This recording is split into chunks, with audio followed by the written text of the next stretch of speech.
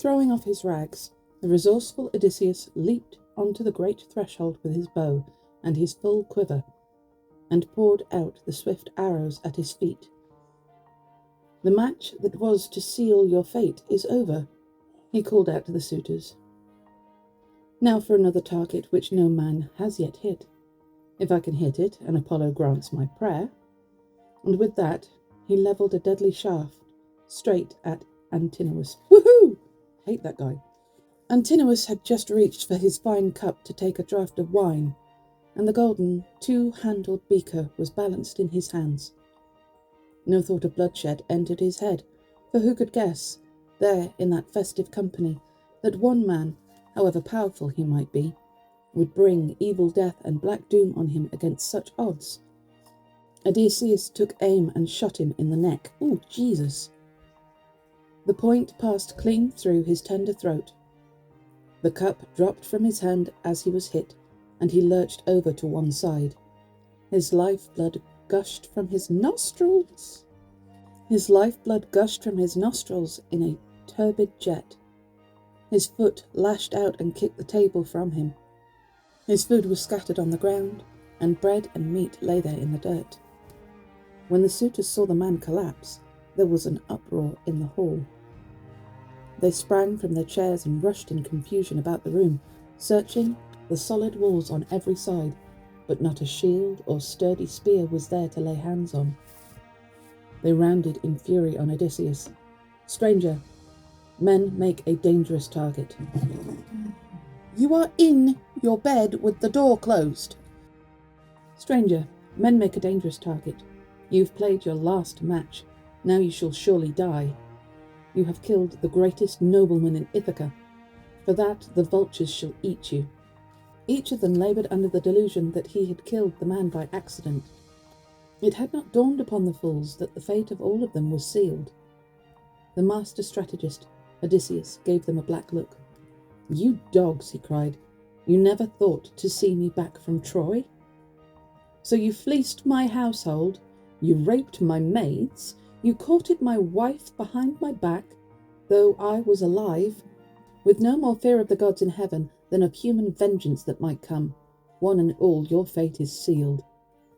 Fear drained the colour from their cheeks, and each man cast round to find some sanctuary from sudden death. Eurymachus alone found his tongue. "If you really are Odysseus of Ithaca home again, then what you say of all the unforgivable outrages the Achaeans have committed here in your house and on your lands is justified. But the man who was responsible for everything lies dead already. Antinous there, the prime mover in these misdeeds, inspired not so much by any wish or need to marry, as by a very different aim, in which Zeus, son of Cronos, has thwarted him. And that was to make himself king of the fair city and land of Ithaca, after ambushing your son and murdering him. But he has got his deserts now, and been killed, so spare us, who are your own people, and afterwards we will make amends to you by a public levy for all the food and drink that has been consumed in your house.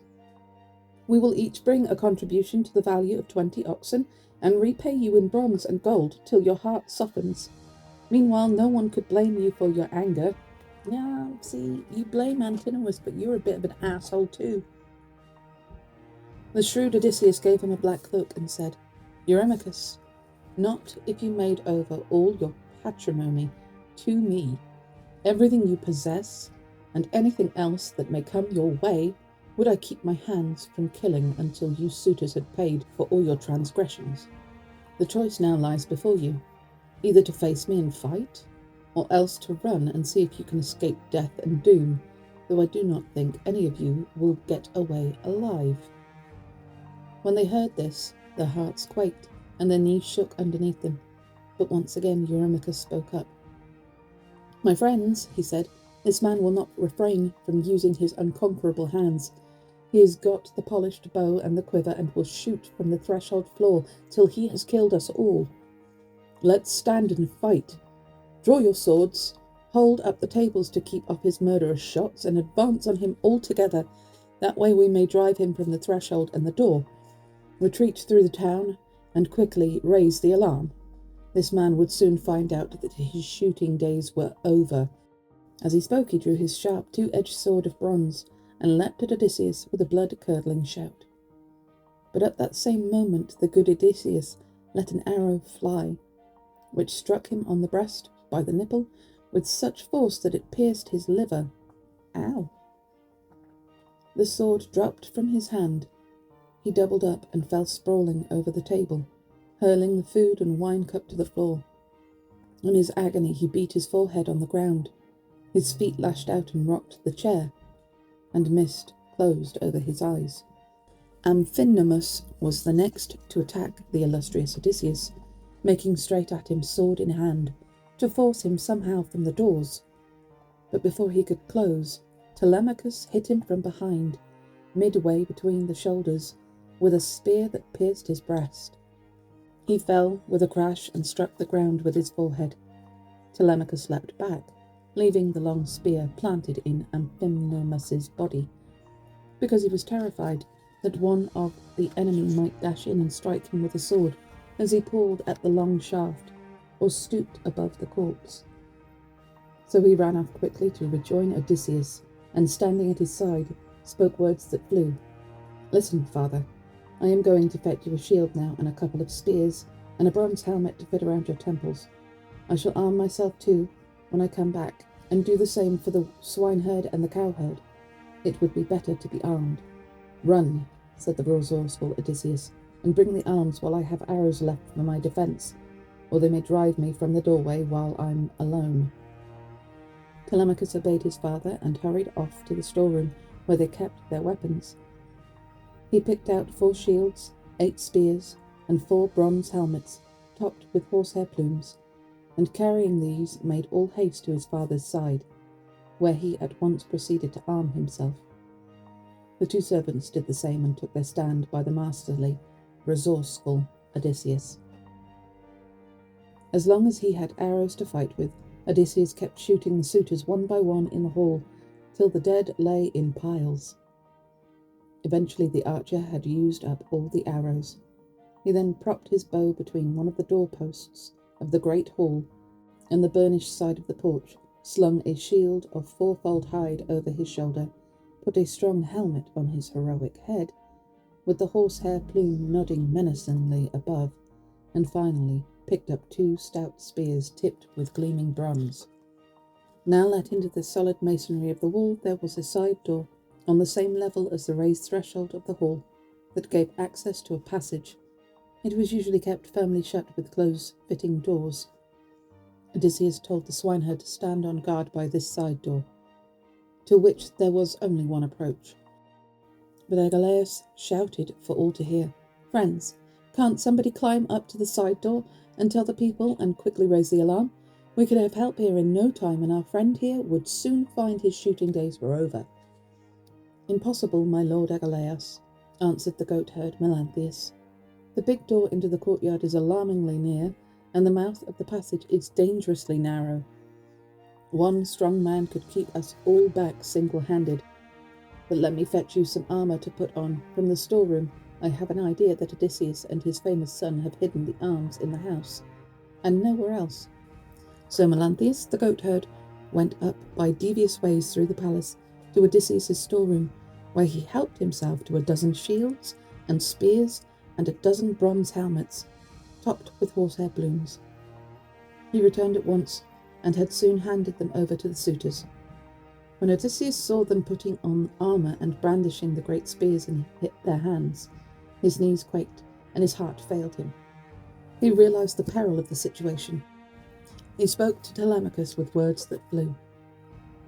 "Telemachus, I am certain that one of the household women here is responsible for this dangerous turn in the battle, or else it is Melanthius' work." "Father," the sensible Telemachus admitted, "the mistake was mine, and no one else is to blame.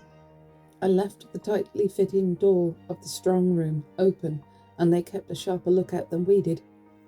Quick, good Eumaeus, go and shut the storeroom door, and see whether it's one of the women who is doing this, or Melanthius, Dolius' son, as I suspect." As they were talking, Melanthius the goatherd set out once more for the storeroom to fetch more fine armour. But the worthy swineherd spied him at once and said to Odysseus, who was close at hand, "Heaven-born son of Laertes, resourceful Odysseus, that same scoundrel we suspected is off to the storeroom again. What are your orders? If I can overpower him, shall I kill him, or shall I bring him to you here to pay for all his crimes in your palace?" To this the shrewd Odysseus replied, "Telemachus and I will keep these arrogant suitors penned up in the hall, however hard they fight. The two of you must bind Melanthius' hands and feet behind his back, throw him in the storeroom, strap him to a plank, tie a rope round his body, and hoist him up a pillar to the roof, to torture him for a while." His words fell on willing ears, and they set out at once for the storeroom.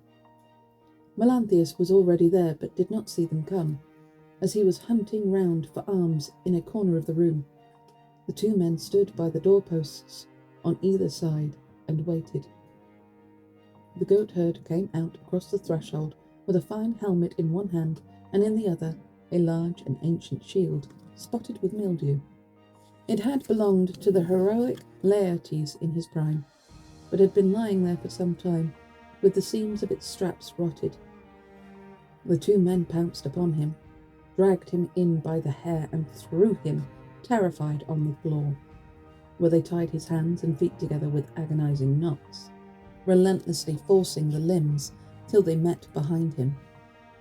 As Laertes' son, the long-suffering good Odysseus, had ordered. Finally, they tied a rope round his body and hauled him aloft up a pillar, right up to the rafters. The new Eumaeus the swineherd jeered at him. "A long, long watch for you, Melanthius, reclining all night on the soft bed that you deserve. And you'll be sure to see the young dawn ascending her golden throne from Ocean's stream, about the time when you usually drive in the goats for the suitors' table in the palace." And there Melanthius was left, racked in the grip of those murderous cords, while the pair put their armour back on, closed the polished door, and returned to Odysseus, their shrewd and capable master. It was at this point, when the two parties were breathing defiance at each other, the four on the threshold facing the large and formidable body in the hall, that Zeus's daughter Athena, assuming Mentor's voice and appearance, approached them. Odysseus hailed her with joy. "Help us, Mentor, or all is lost," he cried. "Remember your old friend and the good things I've done for you in the past. You and I grew up together." He had a shrewd idea, when he said this, that he was addressing the warrior goddess Athena. The suitors opposite greeted her with a chorus of abuse. Agelaus, son of Damastor, was the first to react, calling out with a menacing voice, "Mentor, don't let Odysseus talk you round and make you fight for him against the suitors. I'll tell you just how we intend to finish this affair. When we have killed both father and son, you too shall die for what you are so eager to do. With your own life you shall pay the price. And when our swords have repelled the violent assault of you all, we shall combine all you possess, your house and lands, with Odysseus' estate. We shan't allow sons of yours to live in your house, and your daughters and good wife won't dare to show themselves in the streets of Ithaca." These threats infuriated Athena, who rounded on Odysseus and rebuked him scathingly. "Where is your spirit, Odysseus? Where has your prowess gone? You are not the man you were when for 9 relentless years you fought the Trojans for royal Helen of the White Arms, killed your men in the bitter struggle time and time again, and planned the stratagem that captured Priam's town with its broad streets. So how can it be now, when you are in your very own home, and amongst your own possessions, you whine about your lack of courage in the face of the suitors? Come, my old friend, stand by my side, and watch me in action, to learn how Mentor, son of Alcimus, the courageous, repays past kindness in the thick of battle." In spite of these words, Athena did not yet grant him decisive victory, but continued to put the strength and courage of both Odysseus and his noble son to the test. But she herself, taking the shape of a swallow, darted aloft to perch on the smoky main beam of the hall.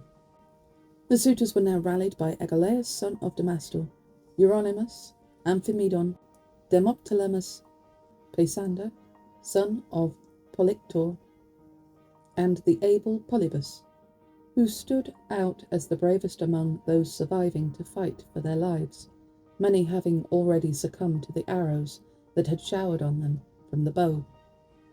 It was Agelaus who took command and called out to them all, "Comrades, this man's unconquerable hands are weakening at last. See how Mentor deserted him after his idle boast? And the 4 of them are left alone in front of the doors. Don't cast your long spears all together, but let us 6 throw first in hope that Zeus will allow us to hit Odysseus and cover ourselves with glory. The others won't count once he has fallen." The 6 did as he ordered and threw with all their might, but Athene made the whole volley miss. 1 man hit the doorpost of the great hall, another the solid door, and the massive bronze point of the ashwood spear of a 3rd struck the wall. Unscathed by this volley from the suitors, patient Odysseus's men now heard him say, "My friends, I will now give the word for us to aim into the thick of the suitors, who are adding to their other crimes by this attempt to butcher us." They all took careful aim, and 4 sharp lances left their hands. Odysseus killed Doleptimus, Telemachus killed Euryades, the swineherd Elatus, and the cowherd Peisander. 4 men had bitten the dust of the wide floor together. The suitors retreated to the far corner of the hall, and Odysseus's party dashed in and withdrew their weapons from the bodies. Once more the suitors threw their sharp spears with all their might, but Athene made the whole volley miss. 1 man hit the doorpost of the great hall, another the solid door, and the massive bronze point of the ashwood spear of a 3rd struck the wall. But Amphimedon succeeded in catching Telemachus on the wrist. A glancing blow, the bronze just grazed the skin, and a long spear from Ctesippus flying over Eumaeus' shield scratched his shoulder before it passed beyond and fell to the ground. Again the men under Odysseus' shrewd and capable command hurled their spears into the thick of the enemy. This time Eurydamas fell to Odysseus, sacker of cities, Amphimedon to Telemachus, Polybus to the swineherd, and finally the cowherd struck Ctesippus in the breast and exulted over his foe. "You foul-mouthed son of that braggart Polytherses, now control your fatuous tongue, and don't talk so big, but entrust your speaking to the gods, who are far stronger than you. Take that in return for the cow's hoof you gave godlike Odysseus when he begged in the hall." So spoke the herdsman of the cows, with the twisted horns. Next Odysseus stabbed Agelaus with his great spear at close range, and Telemachus struck Euenor's son, Leocritus, right in the flank with a spear, driving the point clean through the man, who fell face down and struck the ground full with his forehead. And now, high in the roof above their heads, Athene raised her deadly aegis. The suitors were scared out of their senses. They scattered through the hall like a herd of cattle that a darting gadfly has attacked and stampeded in the springtime when the long days come in. But the others swooped down on them just as vultures from the hills, with curving claws and crooked beaks, swooped down upon the smaller birds, who, though they shun the upper air and hug the ground, find no help there and no escape. The vultures pounce on them and kill, and men enjoy the hunting. So did Odysseus' party chase the suitors headlong through the hall and hack them down. Ghastly screams rose up as men's heads were smashed in, and the whole floor ran with blood. That's going to be a nightmare to clean up. Leodes now rushed forward, clasped Odysseus' knees, and appealed to him with words that flew. "I am at your knees, Odysseus. Respect your suppliant. Have mercy on me. I swear to you that never by word or deed have I done wrong to any woman in the house. I even did my best to stop the other suitors from behaving like that, but they wouldn't listen when I told them to keep their hands from mischief, and their own outrageous behaviour has brought them to this hideous fate. But I was only their priest. I did nothing, and now I am to share their fate. This is all the thanks one gets for good deeds." Shrewd Odysseus looked at him with a scowl. You say you were their priest, he answered. How often, then, you must have prayed in this hall that the happy days of my return might be long delayed, and that my dear wife might follow you and bear your children. For that nothing shall save you from the bitterness of death. And with his great hand he picked up the sword, dropped on the ground by Agelaus as he died, and with it struck Laertes full in the neck, so that his head fell in the dust even before he had stopped speaking. Oh my good God! The minstrel Phemius, Turpius' son, who served unwillingly as their bard, was still hoping to escape the black hand of death. He stood now close to the side door, the tuneful lyre in his hands, debating in his mind whether to slip out of the hall and seat himself at the massive altar of mighty Zeus, protector of the court, on which Laertes and Odysseus had made so many burnt offerings, or to run forward and clasp Odysseus' knees in supplication. He weighed the two courses and decided to clasp the knees of Laertes' son Odysseus. So he laid the hollow instrument on the ground, halfway between the mixing bowl and the silver-studded chair, ran up to Odysseus, clasped him by the knees, and appealed to him with words that flew. I am at your knees, Odysseus. Respect your suppliant and have mercy. You will repent it later if you kill a minstrel like me, who sings for gods and men. I had no teacher but myself. The God has implanted in my heart all manner of songs, and I am worthy to sing for you, as for a god. Therefore in your fury do not cut my throat. Besides, your own son Telemachus could tell you that I never came to your house of my own free will, or by choice to sing at the suitors' banquets, but only because brute force and numbers dragged me there. The great Telemachus said to his father next to him, Wait, the man is innocent, don't kill him. And Medon the herald, who always looked after me at home when I was a boy, is another we must spare, unless indeed he has already been killed by Philotius or the swineherd, or met you as you stormed through the hall. His words reached the herald's ears, for Medon, that sensible man, had wrapped himself up in the newly flayed hide of an ox, and lay cowering under a chair, trying to escape Black Death. He promptly emerged from this refuge, and, throwing off the hide, made a dash for Telemachus, whom he clasped by the knees and appealed to him with words that blew. My dear lad, here I am. Spare me, and speak for me to your father. Don't let him kill me. With that cruel sword, irresistible as he is, and maddened by these suitors who fleeced his home, and hadn't even the sense to treat you with respect. The shrewd Odysseus smiled at the man and said, Dismiss your fears. My son has saved you, so that you may know in your heart, and tell others, that doing right is a much better policy than doing wrong. Now leave the hall, you and the songful minstrel. Go into the courtyard away from this carnage, and sit there till I've done the work I have to indoors. The two made off at once, out of the hall, and seated themselves at the altar of mighty Zeus, peering about on every side, and expecting to be killed at any moment. Odysseus looked round his house to see whether any survivors were hiding to escape Black Death. But he found the whole company lying in heaps in the blood and dust, like fish that the fishermen have dragged out of the grey surf in the meshes of their net, onto a curving beach, to lie in masses on the sand, longing for the salt water, till the bright sun ends their lives. So there the suitors lay in heaps, one upon another. Telemachus, said the shrewd Odysseus to his son, call the nurse Euryclea here, so that I can tell her what I want. Telemachus obediently went off, rattled the door of the women's quarters, and called out to Euryclea, Get up, old woman, and come here. You're in charge of the serving women of the household. My father is calling for you. He has something to say.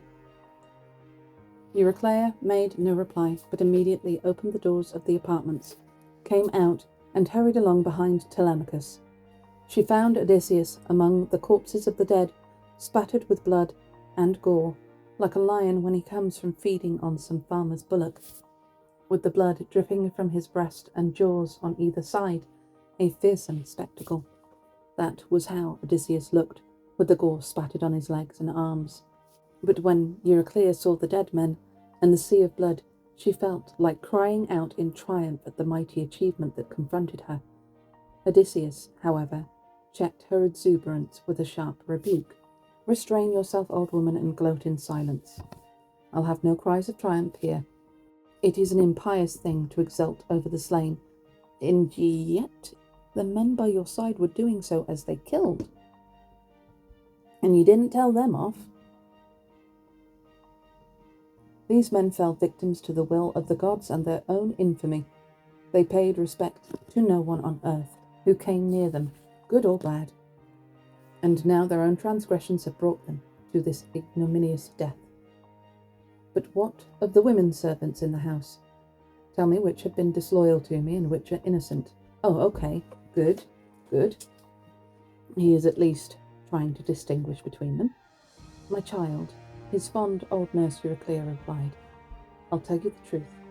You have 50 women serving in your palace, whom we have trained in household duties like carding wool, and to be willing servants. Of these there are 12 all told, who behaved shamelessly and snapped their fingers at me, and Penelope herself. Telemachus has only just grown up, and his mother would not allow him to order the maids about. But let me go upstairs now to your wife's bright room, and give her the news. Some god has sent her to sleep." Don't wake her yet," said the subtle Odysseus, "but tell the women who have behaved disgracefully to come here." The old woman left the hall to tell the women, and hurry them along, while Odysseus called Telemachus, the cowherd, and the swineherd to his side, and gave them orders in words that flew. "Start carrying out the dead, and make the women help you. Then clean the tables and our fine chairs here with sponges soaked in water. When the whole palace is restored to order, take the women out of the hall between the round house and the great wall of the courtyard, and set on them with your long swords till you have executed them all, and they have forgotten their secret love-making in the arms of the suitors." Wailing bitterly, with tears streaming down their cheeks, the women all came in together. First they removed the bodies of the dead, which they laid under the portico of the walled courtyard, propping them one against the other. Odysseus himself took charge and urged them on. Unwillingly they carried out the bodies. Next they washed down the tables and beautiful chairs with sponges and water, after which Telemachus and the 2 herdsmen scraped the floor of the great hall with spades, while the maids removed the scrapings and got rid of them outside. Finally, when the hall had been set in order, they took the women out of the building and herded them between the roundhouse and the great courtyard wall in a narrow space from which there was no escape. Then the thoughtful Telemachus spoke. "I swear I will not give a decent death to women who have heaped insults on my head and on my mother's, and slept with the suitors." With that he took a cable which had seen service on a blue bowed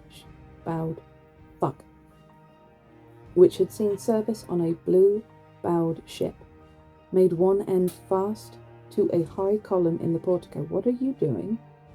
"And threw the other over the roundhouse, high up, so that their feet would not touch the ground, as when long-winged thrushes or doves get tangled in a snare, which has been set in a thicket. They are on their way to roost, but find grim reception, so the women's heads were held fast in a row, with nooses round their necks, to bring them to the most pitiable end. For a little while their feet twitched, but not for very long." That is terrible. Next, they dragged Melanthius out of the hall and across the court. There, with a pitiless knife, they sliced his nose and ears off. They ripped away his genitals. Oh my God. They ripped away his genitals as raw meat for the dogs. Lovely. Ouch. I know, right? And in their fury, they lopped off his hands and feet. Oh, he did a lot. He was an asshole. Then, yeah, kinda.